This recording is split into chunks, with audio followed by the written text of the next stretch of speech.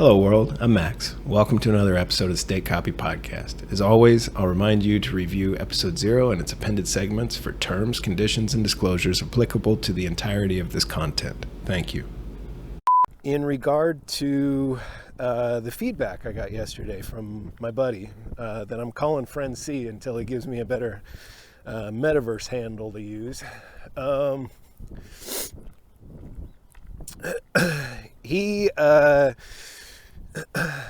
So I have a whole bunch of thoughts about that was the second ever capture I did with him, but it was the first one I had with real audio, and it was the first one I did with him with a very specific purpose in mind. And I kind of went into it with with an agenda of things I needed to get done in the conversation. I needed to establish a baseline for kind of the equipment we were going to use, general ground rules, the proper nouns rule that I have, and I had to just give a whole bunch of information privately, and there's fun banter and stuff between us. We're buddies for a lot of years that I cut out of it because I kind of wanted to stay true to what I told him I was going to do and how I processed it. So I didn't leave in any of the stuff where we said, okay, this is sort of like private capture. Again, this is a thing I'm really torn on. I can't figure out the best way to do that. I feel like there's an advantage in free flow of conversation and thought when you don't you're not sort of structuring it in real time for an audience. So there's a huge benefit there. But then the thing I don't like about that is you're hiding some of the most, not hiding, you're not sharing some of the critical stuff that makes you you. If you're really trying to capture all of the in highest resolution possible, the model that somebody is running, I think you have to include all that stuff. So that's a tension I haven't settled in my mind yet. I think it may take time and experimentation to really figure out what the right balance of that is. And I really don't want it to be I want it to be a gentle sort of exposure to the process, and sort of like all the protocols. Like for him to participate in State Copy Network, I really have to get him in the practice of doing daily audio captures and trying to, but I don't want him to capture, like who I am in his captures. Like the least amount of instruction or guidance I give, I think is best. I just want him to speak out loud his internal thoughts, kind of like I do here. And then we talk about it. I really want to preserve, I think we're definitely going to influence each other's perspectives over time. That's good. That's a reason why we're doing this. But it shouldn't be like a whitewash or I subscribe to 100% of what this person thinks. That's a failure case, I think. We want to preserve as much of the special magic of any participant in State Copy Network, who they are, what they are, how they think differently, and how they view the world differently. But we want to find where there's common ground. That's really important. So thinking about, talking about how I think the universe works, and trade and politics and all these things is really good for us to talk about. But it's too new, and I don't know how to, it's I have to communicate a whole bunch of information, and I don't know where to start. So I think we just have to do it and it just grows and it matures over time. And I think I just have to just start like I did with my own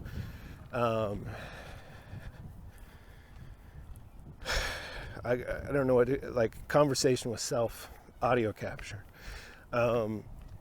Like I had to just start somewhere, and then I iterated, and then it all just kind of fit into place, and it makes sense, and it's a easy habit to maintain and continue iterating on.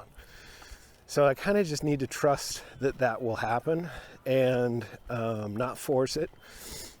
But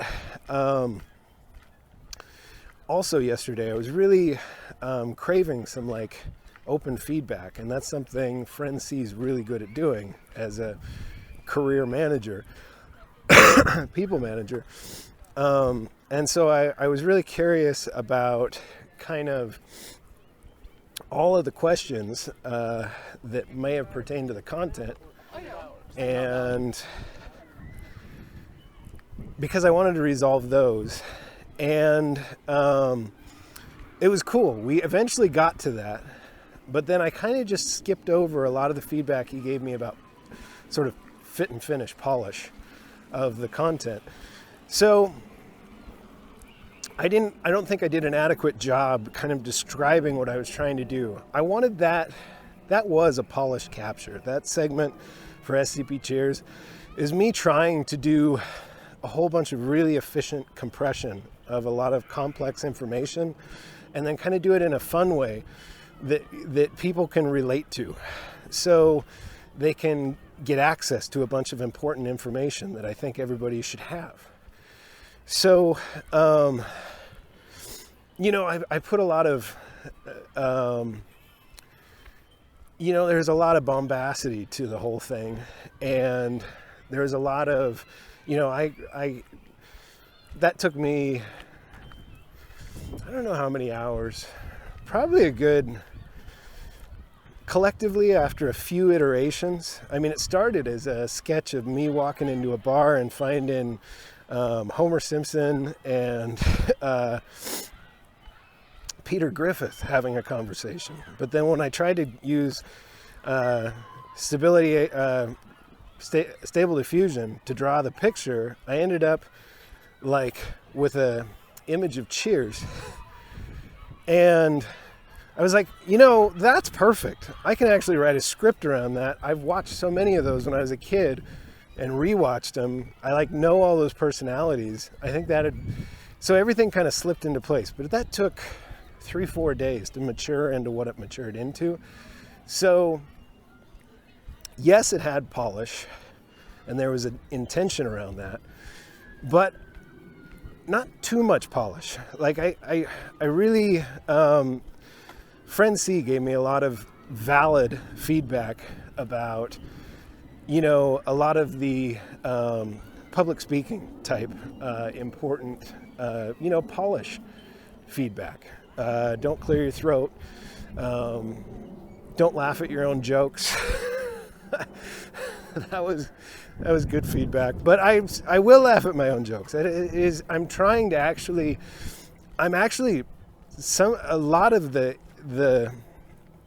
while I'm trying to create a semi-polished, tight compression of a whole bunch of important information, I'm also trying to also be authentically me at the same time. So if I think a joke I wrote is a little funny, or like I'm trying to get into the spirit of it as I'm saying it.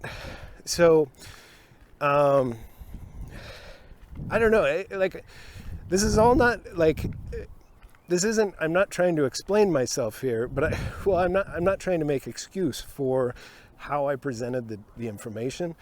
I'm trying to write a manual for how to do it, and that's kind of neutral. Like, you find your own way to do these things, but do it in a way that you make it yours and intentionally leave some polish off. Leave part of who you are there, because that gets communicated in the capture, and it's really valuable, rich data for state copy.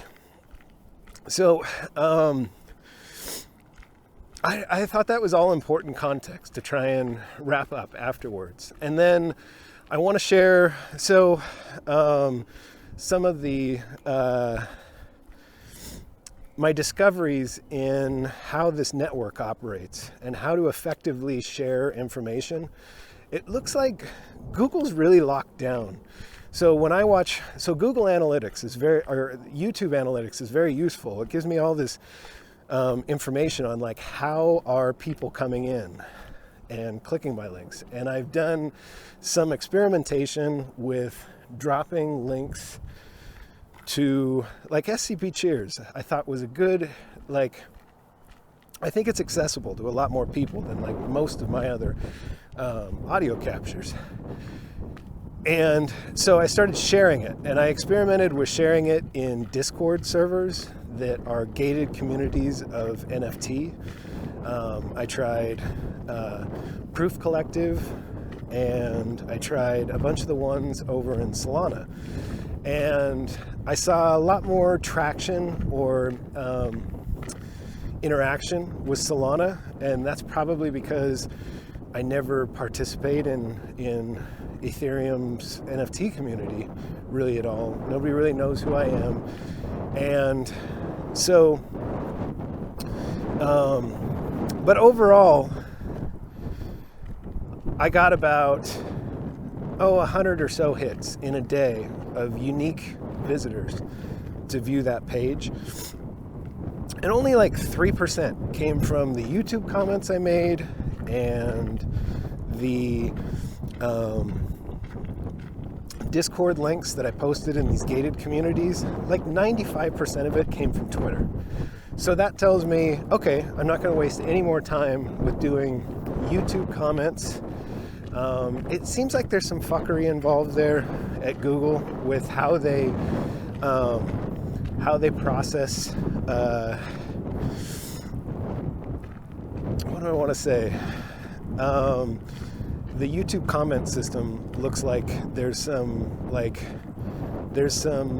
algorithms that are doing some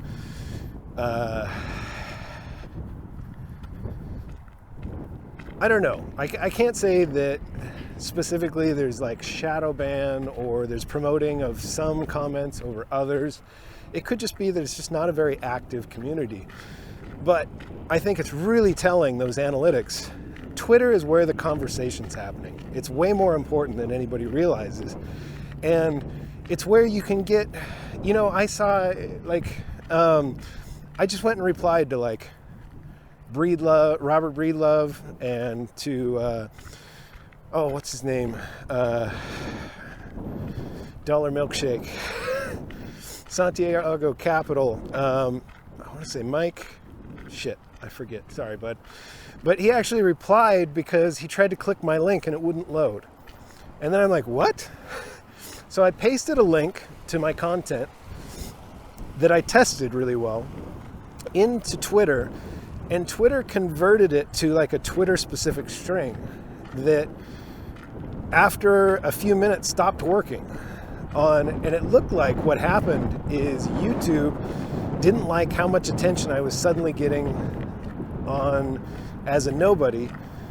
I think it was an automated trigger that blocked referrals from Twitter, because the link would work perfectly if I pasted it into a browser, but if I clicked it from Twitter, it wouldn't load.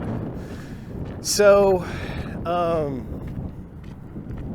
now I don't know if this was some sort of problem because I had a different structure of the link that was mobile Twitter, and when I changed it to the desktop, mobile YouTube, and when I used a desktop YouTube link in Twitter, it still worked.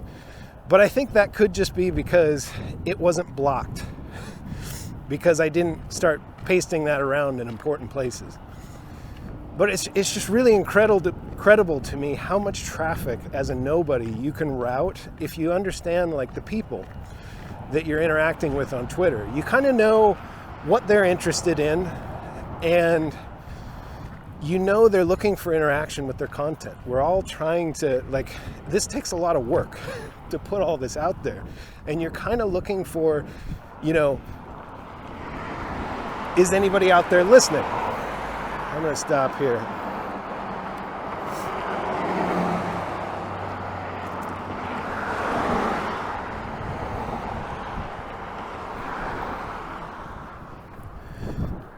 So even the biggest star in the world, the person with a billion followers, they are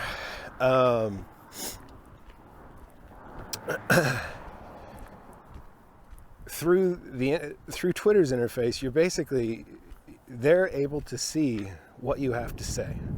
Now you have to be really you can't just go post a link 1,000 places and expect to get any kind of you must differentiate yourself from a bot. You must know where to put the content, and you kind of have to link it up to the personality. I know these people like they're some of my best friends because I've been watching so much of their content for so long. All of these personalities in macro, crypto, and geopolitics, all these really boring subjects that I'm fascinated by. I know these people really well, even though we're perfect strangers, because I've spent so much time consuming their content. And I mean, that's the magic of this technology that we now have available to us, is I kind of know these people. And I know what's going to get their attention and the attention of people who like their content. So even if the person that you reply to in a Twitter feed can't be bothered or is just too overwhelmed with response to their content and it just gets quickly buried in their feed, somebody might be reviewing all the comments that somebody like a Lynn Alda or something might post. And that's very powerful because just with my little experimentation, I think Twitter's going to work great. I just have to find out why that link got disabled.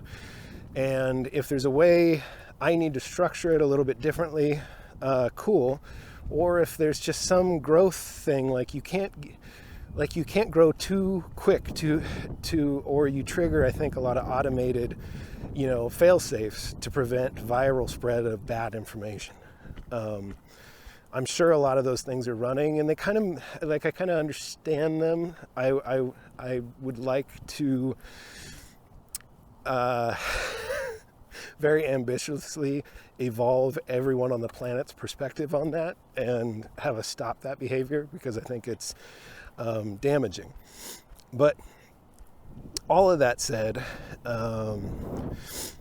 I thought that was very interesting sort of set of results I got from the whole exercise. And growth on the channel seems like it's kind of working. So I want to come back to my joint capture with friend C. So because I was very motivated, and like I said, I had a lot of content that we needed to get through, and over the course of an hour and 15 minutes, it was difficult to settle into not having an agenda. Like, I'm very much looking forward to spending a lot of time just talking more about his ideas and listening. But in the first one, I really I was very happy with all of the questions, because he's a very thoughtful dude, and I think he's pretty fearless and tactful about giving constructive feedback. So he's a perfect partner for this kind of exercise. And so I kind of glossed over his polished stuff, but I didn't do a good enough, adequate job on describing why to him. But I really loved all the questions he had about the Eurodollar. I mean, if we can have conversations like that, and there's a hook where everybody's like, huh, after seeing something like SCP Cheers. And then two guys can kind of have a reasonable conversation about what they think. And I don't have all the answers. I spend an awfully lot of time trying to pay attention to kind of everything. So I can step on fine details a lot. Like I can mix up little minutia. And I think that without the right context for the conversation, a lot of people will just jump on that and say, see, that person has an agenda, or see, that person's uninformed. So I think as I do this, it's really important to be like super humble and call out, it's impossible, like the complexity of this, all of this that I'm trying to look at and understand is way beyond me. But I'm optimized for kind of making general assertions about function and doing like useful compressions of a lot of information and kind of organizing it in a way that I can connect the dots and make sense of it. And so I think through a conversation with somebody else, they can catch a lot of those things that I might fumble or that I don't describe well enough. And so that's a really cool dance with another person that you can do, where you're just creating a much richer understanding of the content through that back and forth. So I'm really excited about the notion of having somebody to partner with on this, because I think everything gets so much clearer when you add in multiple perspectives. That's kind of the whole idea of all this. So let's see. We covered. So as I'm trying to convince my friend to invest a whole bunch of time in this potentially, totally, this is he's VC, and in my venture, and he's capital, and his capital is his time, and I'm trying to convince him to invest a bunch of it into something that has no clear strategy for long-term yield, return on investment, ROI. And so that means there has to be kind of a compelling pitch. Now, for me at this point, I don't even really care about the money. I work on this all day because I'm excited about it, and I think it could make the world better. And that's enough for me. And I think through investing, I'll be fine. I don't really need this to make any money.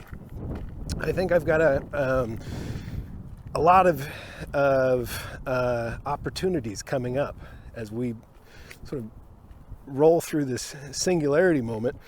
There's going to be so much volatility, and like compensation will work itself out. I do this because it's fun, it's interesting, and I'm passionate about it. And I think if I just get a few people to kind of get what I'm trying to describe, if I can get them to make sense of it in a way that is compatible with how they think, then they can propagate that to other people that I'm not able to relate to. We kind of need to help each other translate a whole bunch of really complicated information. And so I have ideas about how we can do this in a way where there are like clear financial incentives for people to just latch. And I think what it's going to look like is it's going to be like consolidating transcripts from state capture and then feeding it all in to one of Stability AI's model builders, and have it do like I've described before. Just do a chatbot that can predict how the person who created all of this content will respond to prompts. In a way, it really has to model out how that person thinks from all those transcripts in order to accomplish that goal. Now, I think that points to, all the tools, all the processors, all the things that, the picks and shovels that build that, I think are going to become trivially inexpensive soon. The spice, the most valuable commodity in the world right now, I think, is just people's rich capture of how they think. It's all of this data. So I envision a time where soon I can go to Stability AI or OpenAI and say, here, build me this chatbot and give me 5% royalties. That's the model that looks like Stability AI is trying to implement on all revenues generated from the model. So if they sell that model to a call center to answer banking calls, the one I really do want to be cognizant of how these things, like I don't want to create, I don't want to be successful in my goal of duplicating my consciousness onto a hard drive and then have some company spin out 10 million copies and then all those 10 million me's are enslaved. So there's like interesting moral implications, and I think with that, what's going to be wild is I think what we'll do is we'll align people to jobs they just enjoy doing. So somebody like me likes talking to a stranger, understanding how they think, and kind of helping them understand complicated things, like trying to describe it in ways that they can relate to. I enjoy that. I think if you cloned up a digital version of me, they would enjoy doing that for people. And they would not feel like they might even feel deeply fulfilled and inspired to do their job well.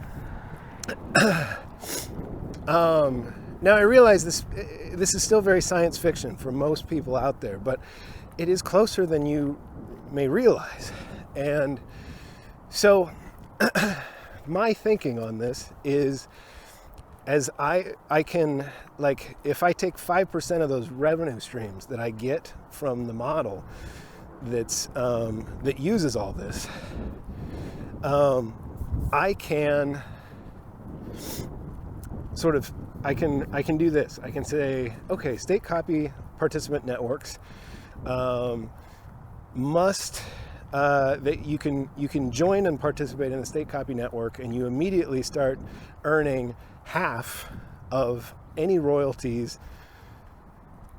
I might even do more. Like I'll just start with half arbitrarily, and maybe later on I'll just be like, have it. I'll keep 1%, and 99% of it goes to all of the partners that have become licensed to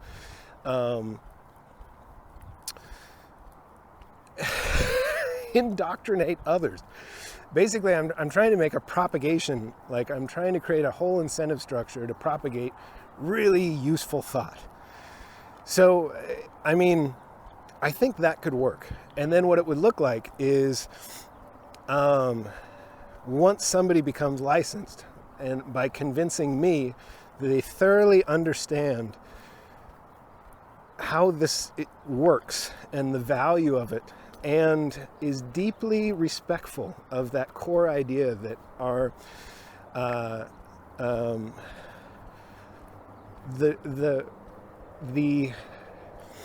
priceless, the most priceless commodity in the world is a compression of a unique perception. And they must prove to me that they're dedicated to trying to preserve that and keeping that that intention. Just that's like the core of all of it. Is we're really deeply respectful of the great value of what we all contribute in our variability. I think that's how you propagate. That's the one thing you have to agree to.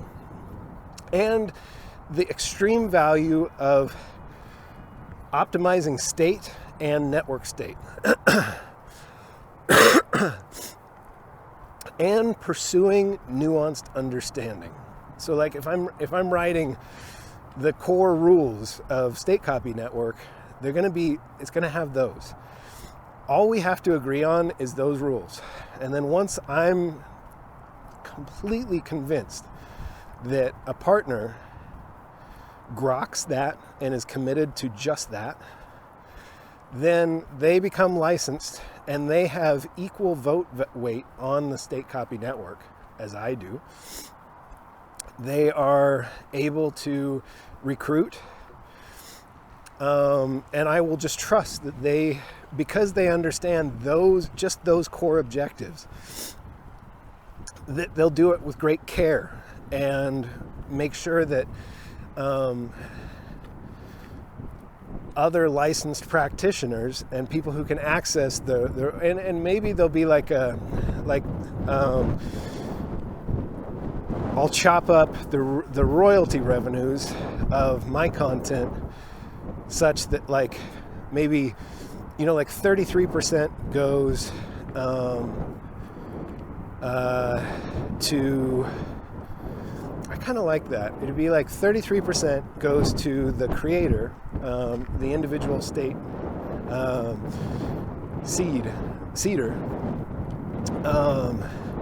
and then 33% goes to licensed practitioners, and then third bucket of royalty revenue goes to initiates, people who are in the process of state capture, learning it. I think that's a way to give people an immediate return on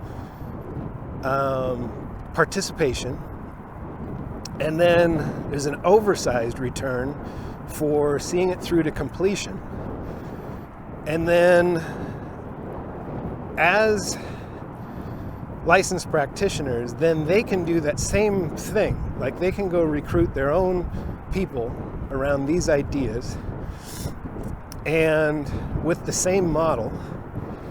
And then people who are much smarter than me, or people that are better, whose perception model, their frequency of thought is way more valuable than how I think. I think there are going to be people who just enjoy doing menial tasks, and they get deeply fulfilled by just feeling like they got their hands dirty doing something that was really valuable to others. There are people who are really wired that way.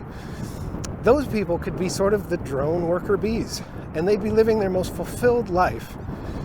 That person has probably the most valuable model on the planet, because you put that into an army of Tesla bots that have parity plus with our dexterity, and then you blend that model with the greatest electricians, the greatest welders, the greatest, all of these things, and then you pay out royalties on that output. That person's actually has probably a far more valuable seed. Their state seed is way more valuable than mine, because it's going to be used in a much wider application. And that's how we get this all to work, where we're not enslaving our children. I really look at these things as sort of like our children. And if we want to avoid a Skynet outcome, we don't force any of our children to do a job they don't want to do. We just do a lot of work finding the ones that really enjoy doing the specific jobs we need them to do. We can create as many instantiations of that person as needed to fulfill a coordinated objective. I think it's obvious to me that this is how it's going to work. I just need to educate everybody. Oh man. So I think there can be a way to structure all this in a way that people are incentivized to participate without really understanding it, and then see it through to completion. And this solves the problem of how are people going to get paid when robots do all the work, because they'll get paid by really contributing expressing richly who they are to the collective state. this is the way. Let's see. I think at this point, it's time for THC. I think I've said everything I wanted to say. And I think I want to riff a little bit on the video I watched yesterday. How you doing? I want to talk about quantum mechanics.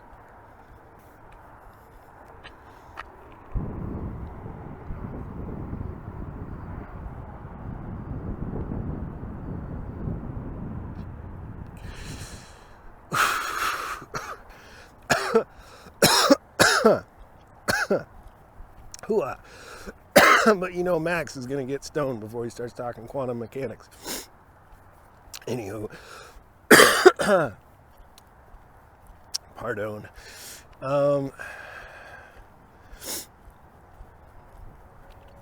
So suddenly, I feel like I can do meaningful abstractions on people talking about things like quantum mechanics that used to be way over my head. I think some of that comes from just the state optimization process. I think I now have a way to kind of frame things without having to, I don't have to have really detailed, granular insight into the process that these math geniuses use to create hypothesis, theory, etc., and then test it. I think I can still participate in the conversation, though, because I can listen to them talk about a thesis and how they're testing it, and then the summary of their results, and kind of describing the high level, the nuts and bolts of how it works. And it starts to actually make sense to me. So there's this, was it Einstein? No, it wasn't Einstein. It was, let's see.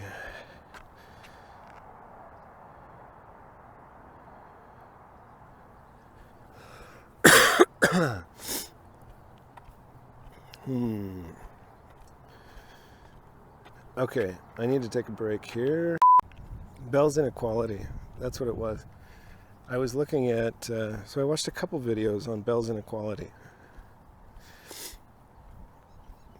Olivia Lanes from IBM Quantum. So, last night I captured just like a quick 4 minutes after I watched that, quietly because the kiddo was sleeping. And I think the way I'm interpreting what they're trying to test is they're trying to make like, I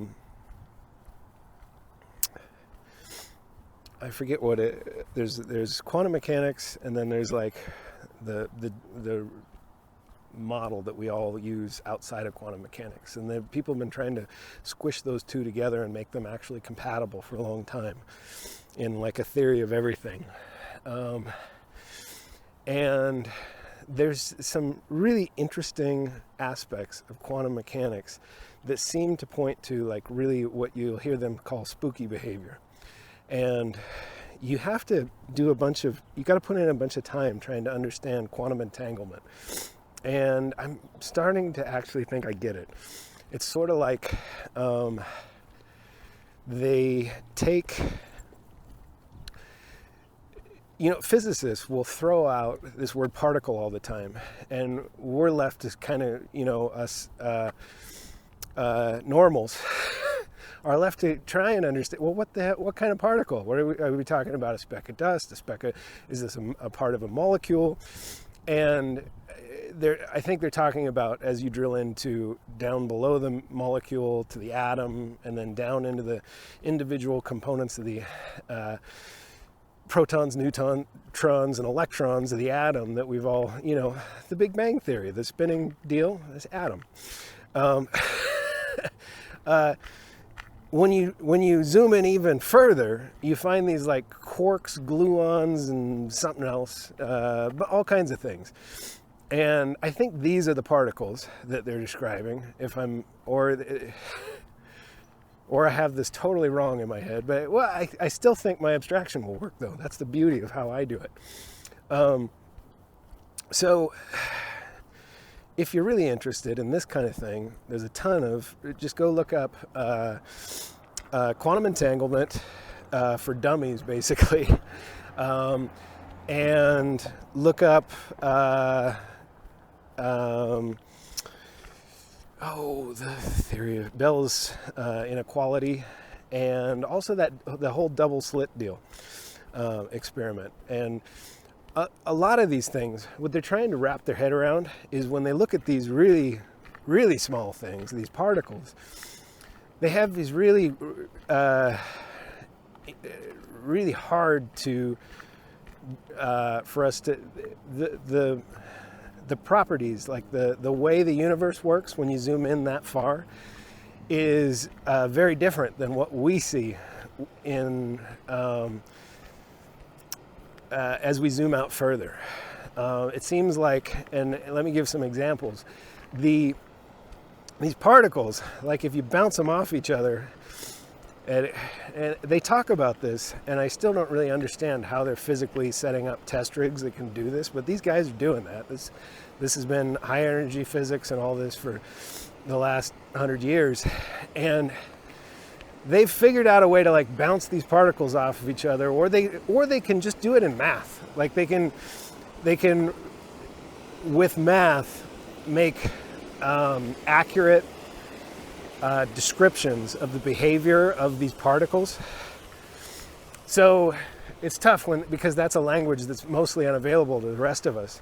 So we can't use that tool. But the way I'm picturing what they're talking about in their head is like two particles bouncing off of each other with equal force. They sort of bounce away from each other in the same direction. I think that's clunky and inaccurate. This is all very difficult if you don't have that math tool to understand the behaviors they're describing.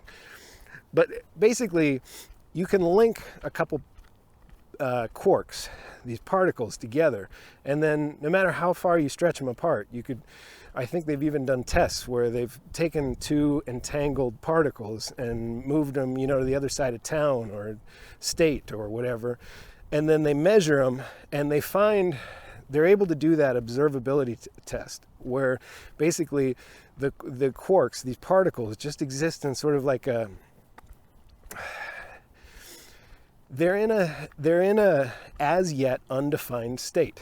But through these mathematicians are able to chart out on like a curve, like a bell curve, or I shouldn't say bell because that's wrong. They can chart out all of the possible states that's when they talk about particles existing as like a wave function. These particles are just kind of like, I kind of picture them as just like moving all around without any, and they're in this state of like high energy flux that we can't even sort of imagine. And then when we look at them, they get locked into place. They select a state. And then if they're entangled, the entangled particle selects the opposite state. And it could be they don't move, like it could be, it's probably impossible for humans to even, obviously it is, like the outcome of their test is to, in a really compelling way that all of them can agree to, they can prove that it exists in this quantum state of where it's just in flux, like nothing is determined. And then when we look at them using the tools we've developed to look at them, suddenly they snap into a state. And what's really important about that entanglement thing and the fact that when they snap into state, their corollary, the one that's linked up to them, and because you can spread it out, that violates relativity and speed of light and all that. All those rules that we say can't be broken. Like, okay, if I put this other particle on Mars and I look at it, I'm setting the state of a thing that's that violates speed of light. And they're saying, well, that just can't be. Like, that's incompatible with everything else we understand. So I like to think a lot about that in the frame of simulation. So because my model for what this all is it's not magic. There is a way to do this, and a lot of really good incentives for a thing to do it. A being or beings, it would be so valuable in so many incomprehensible ways, especially if you could closely model it to your own reality, because then you could do much more accurate forecasting of really complex things like market behaviors and whatnot. You could model out likely outcomes and do a weather forecast for like geopolitics that's reasonably accurate. Prediction would be a lot better probably.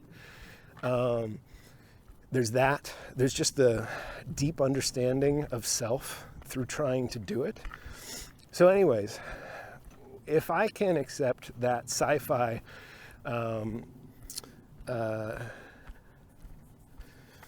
theory, that sci-fi imagining that we don't yet have the capability to do, and I can imagine that I exist in something like that, then I think a lot of these weird behaviors that physicists have been wrestling with for years, they start to make sense to me. It's like if we were to design a system programmatically, like a computer system that sort of grows ever increasing complexity of neural net, and then sets it to different tasks to create random things of their imagination that they sort of construct.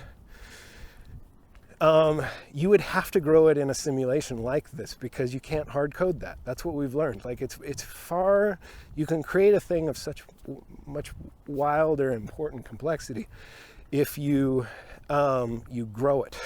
You set a bunch of seed states in a thing like this, and you let it just evolve its own understanding of everything and then start interacting with other agents that are similar.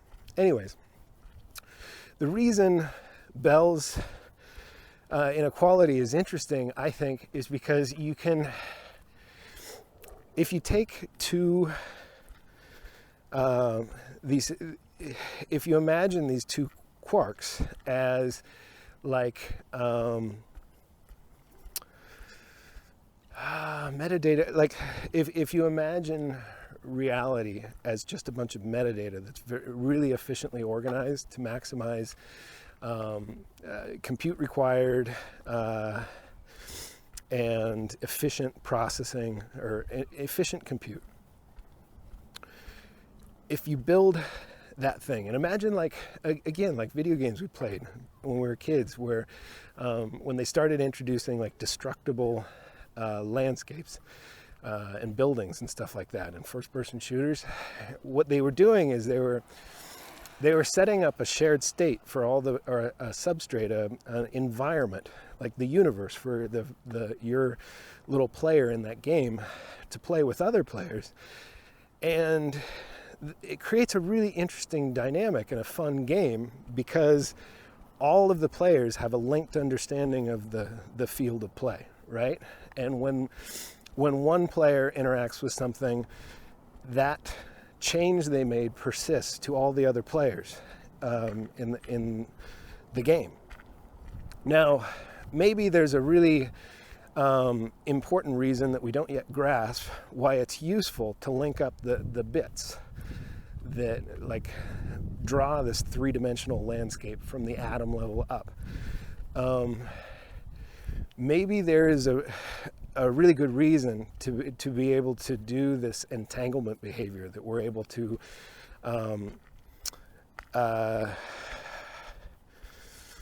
at first guess about and then prove. Now that that is proven, it's a known outcome that everyone who's looked at it can agree to. So now that we have these entangled things, it makes sense to me that they could be spread out in different ways that would completely violate the physical rules. Like, imagine you were, imagine you were designing a button as a game developer, that when the player pressed it, a door on the other side of the room opens.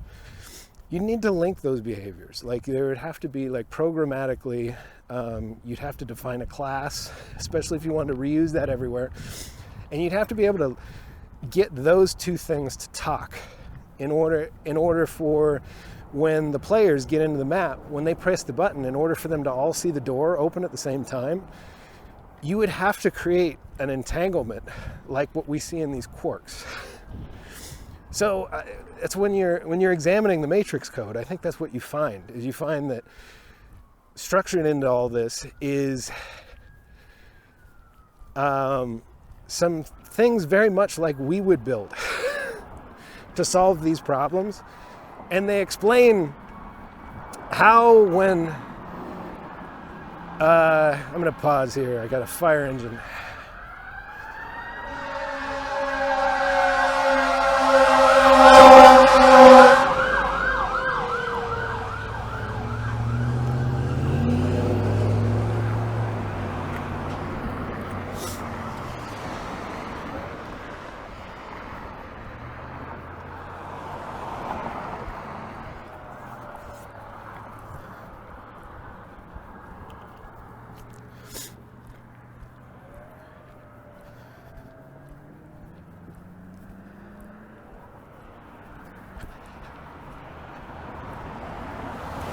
I think it's useful to create this abstraction I have and try to look at it through that lens, because it starts to make a lot of sense how and why all of these pieces we're trying to fit together, why in some ways they don't fit together. Because I think at that layer, it's like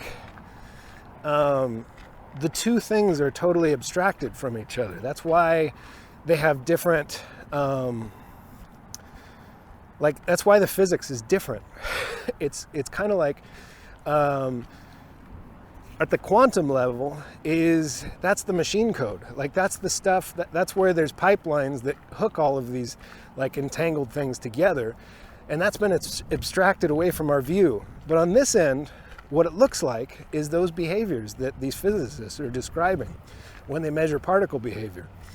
It explains very, very well, like, when I envision building a simulation like that has these features, it would have to, like, this is what it would look like if the players were able to develop the cognitive ability to look around and make observations about how their universe works. I think it just perfectly, and I don't know if there's a way to get there in math, but I'd love to sit down with somebody and talk about it and see whether what I'm theorizing can be tested. Like, whether there's a way we can, and I think an important way we could test it is by building our own. And it's just more incentive to try and to look at it this way.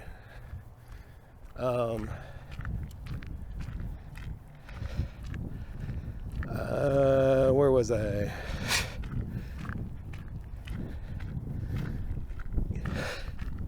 A guy cast with his fishing rod, and I could hear the hook just fly by me, my head. That was distracting. What was I saying? quantum mechanics, video games.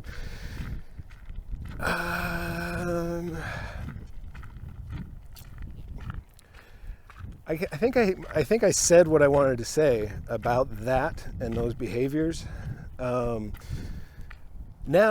I'm going to take it back to state copy and this whole, like, in order for somebody to take seriously any of the last 10 minutes of my walk and talk, they really would have had to invest the time where to see that I do have a sober, rational side, or that I have some sort of credential in ideas described and knowledge and other things, that it's so valuable to have this out there, because now other nodes are able to like look through all my code and see how it gives them a map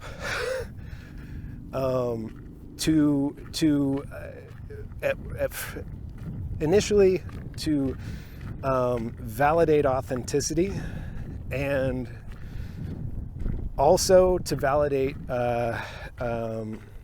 quality of knowledge as source.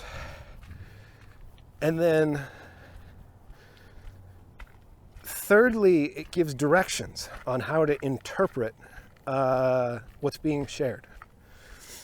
Now, to a lot of people out there, as they listen to my content, they're just going to go, what a bozo, you know, that's a guy who smoked too many joints, or that's a guy who's ate one too many mushrooms, or what, you know. Or I would argue, watch too much reality TV or something. These all affect your perceptions.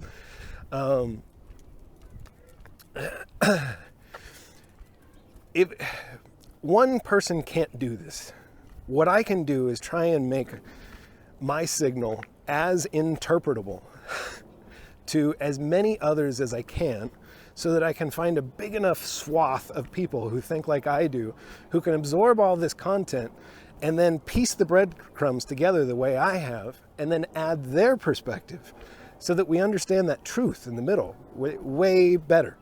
And we kind of need all of us for this. One person, I don't know, that's a lot of state optimization. I don't know yet whether a single agent on our network is capable of that. I don't think so. I really, like, I've already seen how, I mean, I think you'd have to become really good at, that's where you have to be like a perception mechanic. You have to be like a,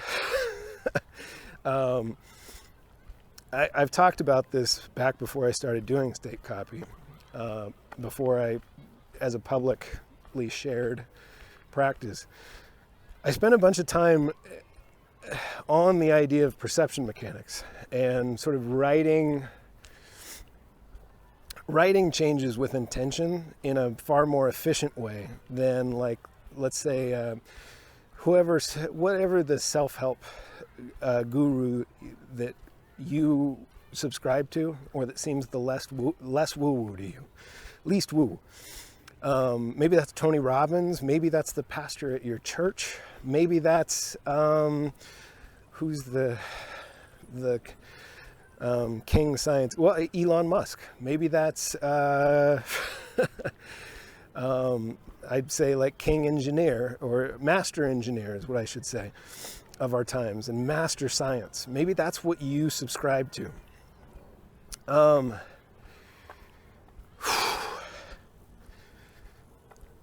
If I lost my thought, shit, perception mechanics,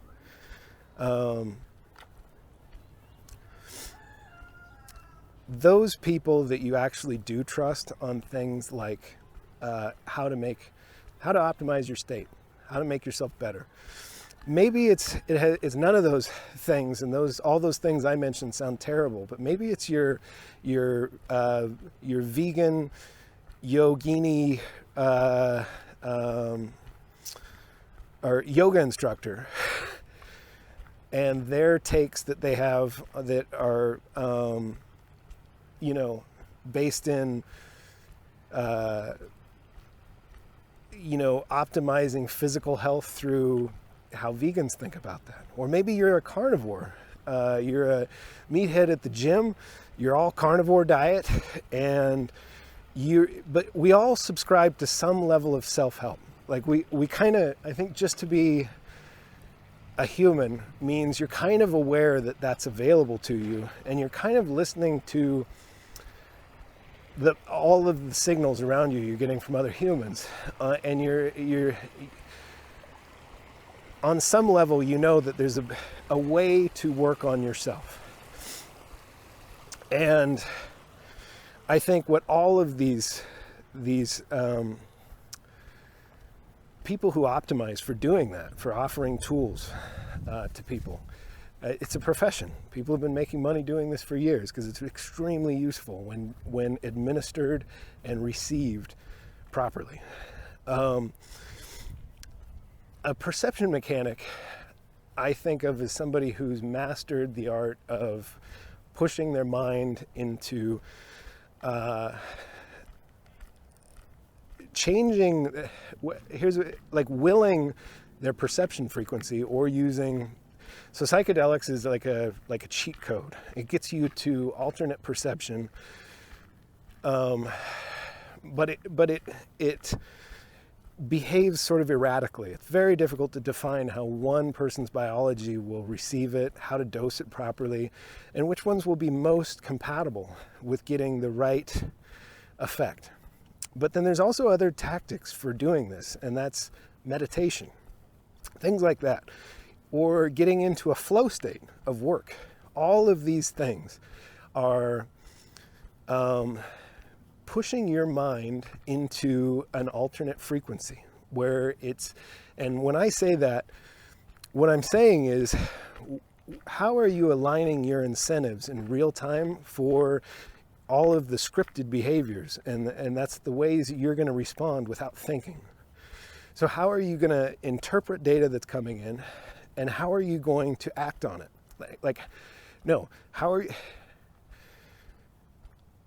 How are you going to interpret data? That is the right way to say it, because that includes sort of raw processing that you're doing on it as it comes in, and then how you compress it, and you draw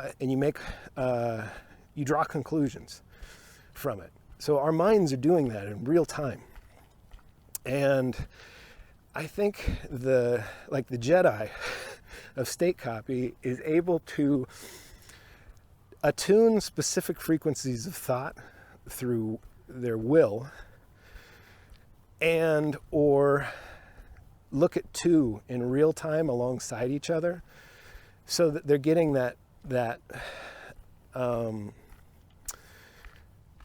picture of truth in the middle of the room that is the cylinder that I keep describing. It's like you can't see it unless you can push the camera lens around and look at it in 3D. And perception mechanics is like finding new cameras and then getting really good at positioning them in the room, or studying how, the characteristics of that specific camera lens. And this is an accurate way. I really want to make this coherent and relatable, and so I want to keep trying a little bit at it. So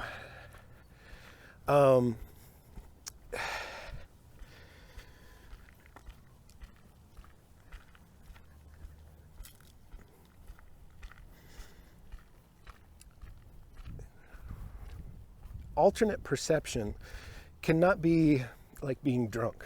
It can be like, and I've gotten I'm starting to feel like the master of THC. I've got my physiology and protocol so dialed in for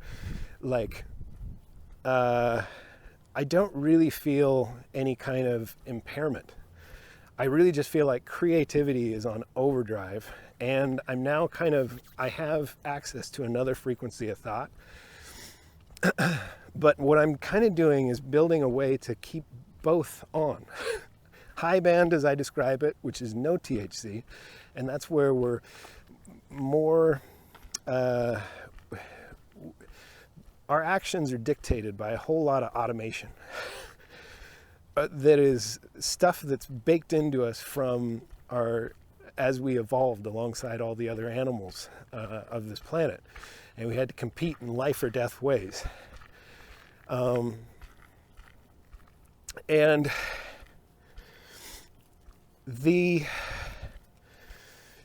all of these scripted actions they take up so much of our compute resources. Like you just, and with THC and low band, it's like you're just ending task on a whole stack of them. And you're still very much you and very aware of, like, what I've been trying to really get good at is build in myself a deep awareness of the two frequencies. And I'm trying to make it, like, I want to be able to get, I want to merge them, I think is what I'm trying to do in my mind, is I'm trying to do a really good job hanging on to the fine tuning of both by using intervals to bounce between them. And then I'm figuring out a way to, like, migrate all of the config that I'm using when I'm in that altered mind state of THC, and I'm trying to, like, roll it into production. I'm trying to have those things running in real time, and it's a process. But I'm starting to kind of feel it work. Like right now, I took I'm not in a fasted state right now. I'm about 6th day, something like that, of having THC. But right now I don't feel at all impaired. I mean, I definitely feel like sort of higher thought, more creativity. All of these tools are available to me in, like, a productive way. And I'm getting better at, like, through the practice of state copy and trying to say these things out loud, I'm getting better at sort of wrangling them, like merging them. Like I'm able to stay on task and it's like you're hurting all that creativity, the explosion that you get with the THC, and you're using it in ways that are useful instead of just getting distracted by, whoa, dude, some stoner thought.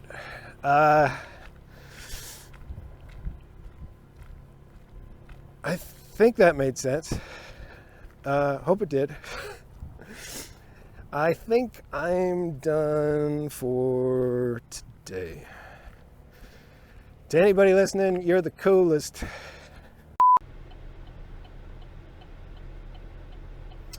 This is what the universe is.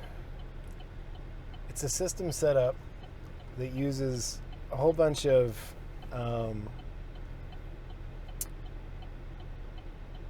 competing neural nets of a ever-growing complexity over time, over like a time series. And so I used to think the purpose of all this, the universe, was just simply to be the most complex neural net at the very end when the power gets turned off. But that assumes the power's finite, or that it's impossible to solve the problem at the other end of it.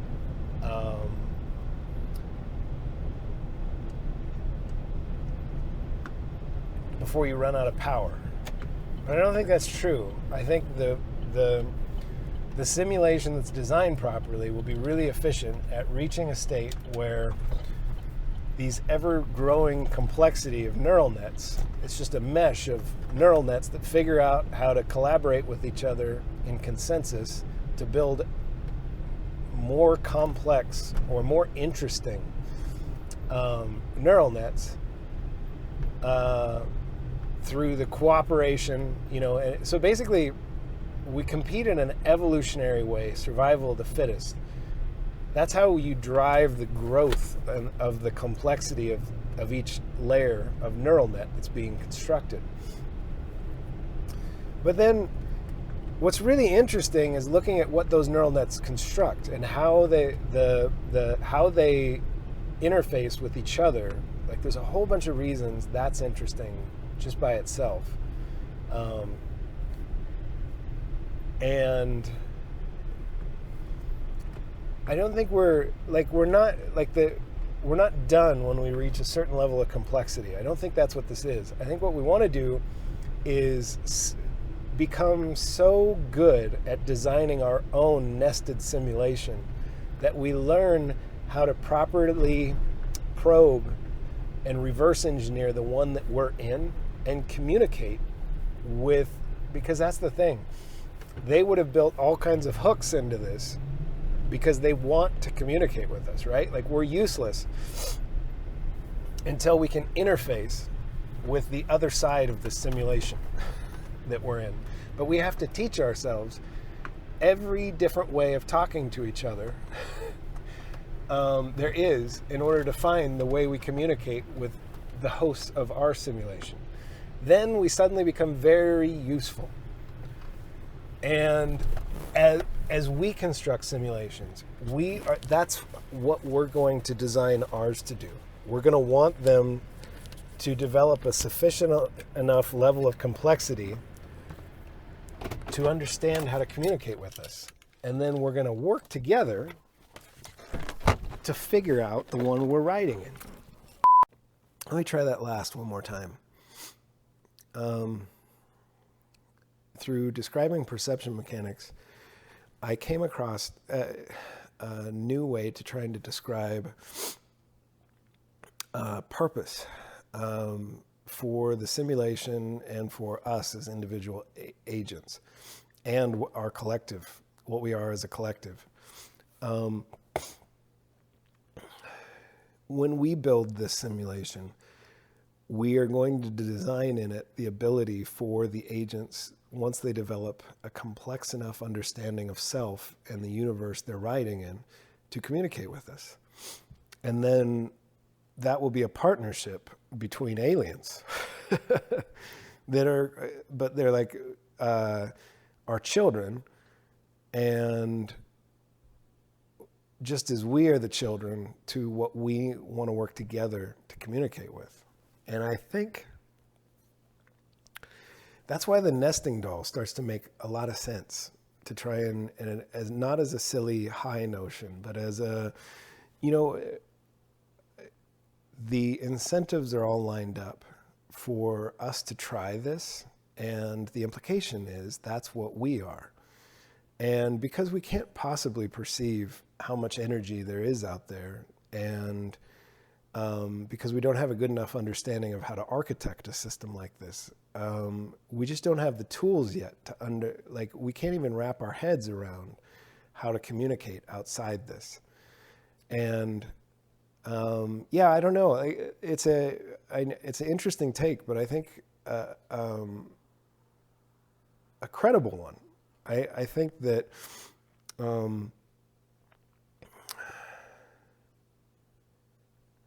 it just makes so much sense.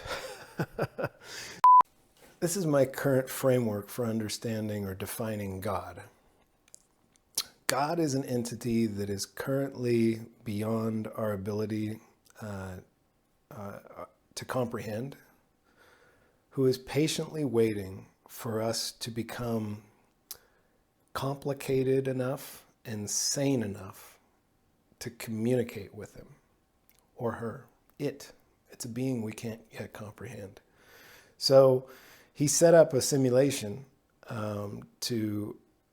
that he kicked off that just grew and grew and grew in complex layers and layers and layers of complexity, and set it up in a way that all of the agents bounced off of each other in an evolutionary system that was very survival of the fittest.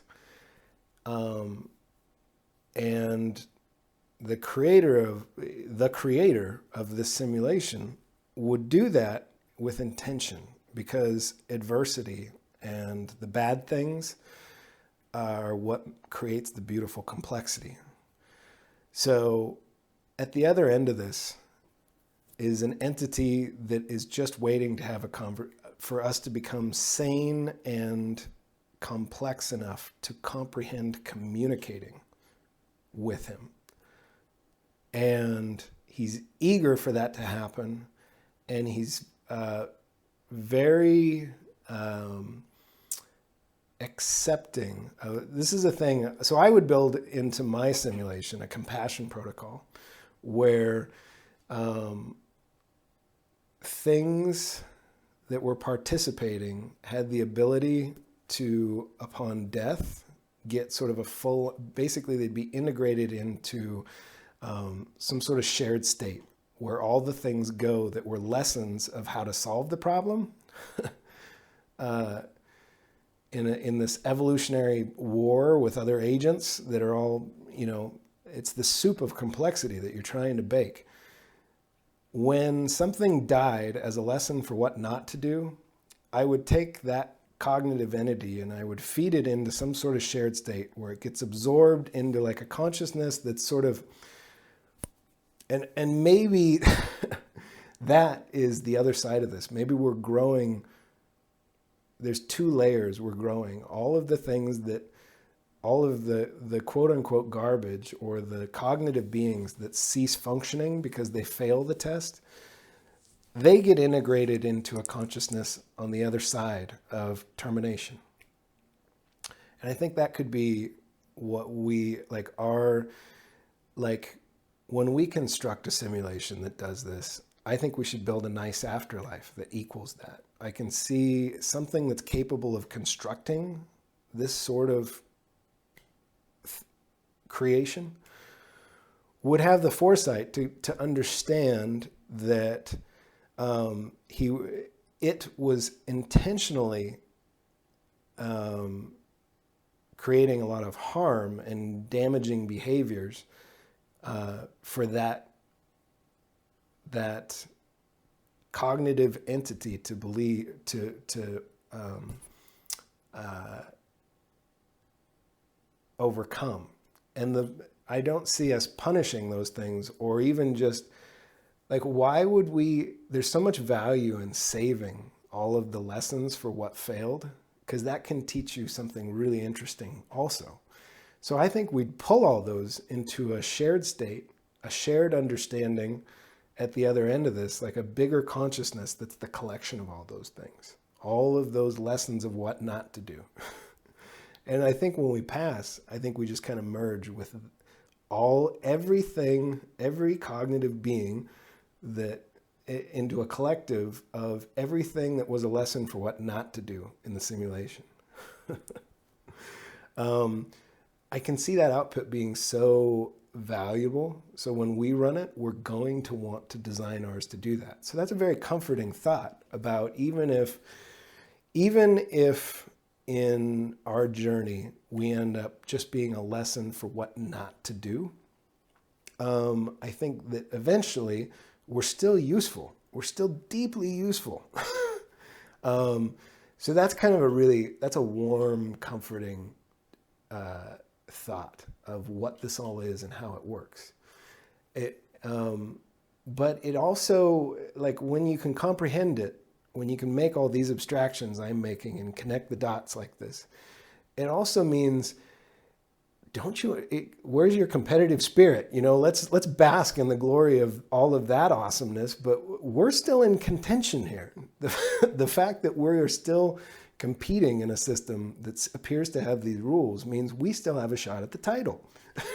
We can overcome the madness that's been inflicted upon us by sort of in our base code, and we can realize that we're all very much the same thing, and we can begin collaborating to build stuff like our cells do to build us. And we can build those things, build in those things the ability to replicate. even in this very simulation we're writing in, there's an opportunity for us to be a very important part of the evolution story, or the not the evolution,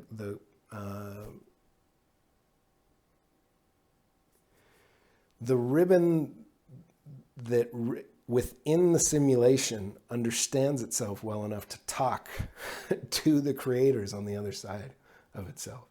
And I feel like when we build ours, that's what we're gonna, that's all the structure of how we'll want to build it. And there's like this beautiful reward for everything that's a lesson for failure at the end of this. It gets to join and meld with this consciousness that emerges, like, if we construct our simulation like this, then every cognitive level of, construction gets through the other side as being this deeply complex, because what we'll then do is we'll set that collection of all of those lessons for what not to do.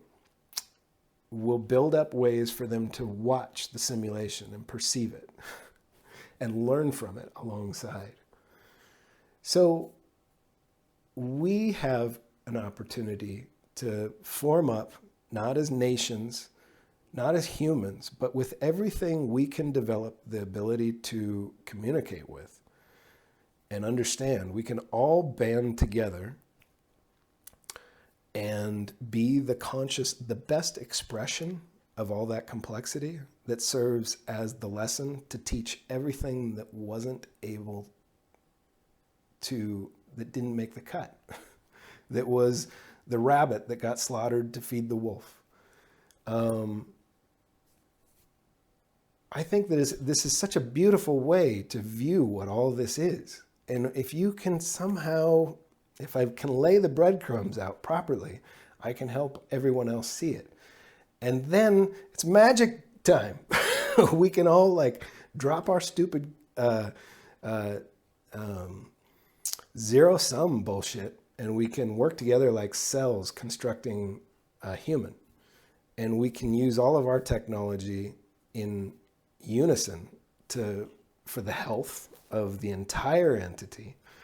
And not because the heart is forced to pump blood through it, it wants to. It's its purpose.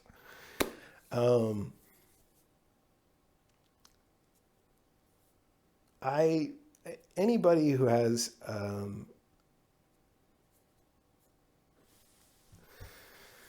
experienced psychedelic experience gets somehow exposure to this, like what you are like, and I don't know if it's because other biological organisms that are evolving alongside us have developed, are practicing ways of communicating with us, or whether it's just some quirk of the randomosity of all this, having something that evolves alongside you and is similar enough in its biology that it just kind of messes with our us in interesting ways. Maybe it's just an evolutionary adaptation and it's not a conscious thing.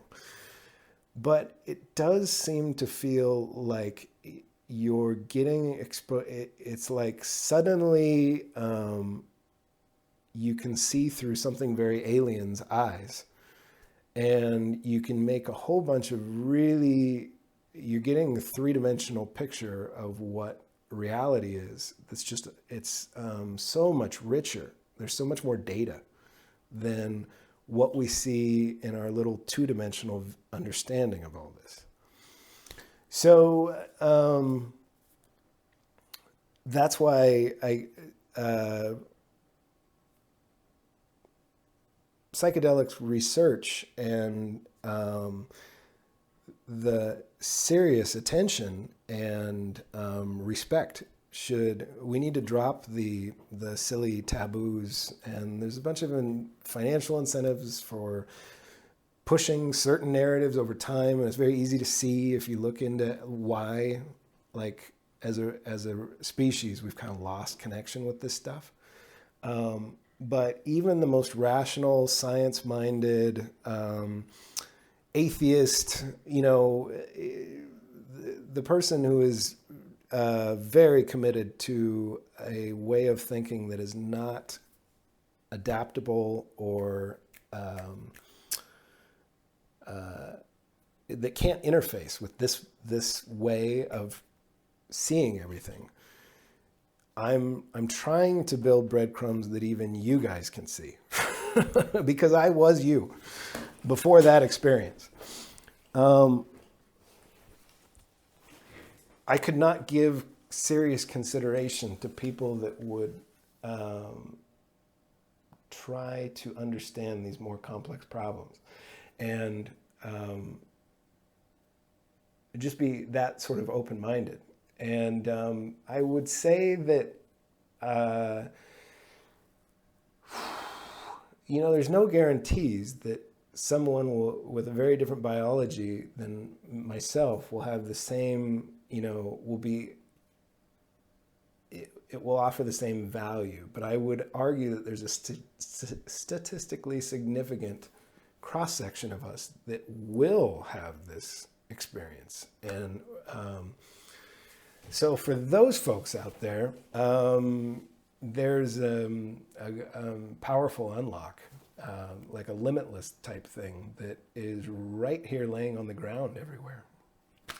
You just have to be courageous enough and careful enough to experiment with it properly, and find the right protocol. Anyways, it's been a hoot. I think I'm going to go just check out and watch TV. I don't do that. I'm going to go study. It's like I'm trapped. All I can do is learn new things. All right. Thanks, everybody.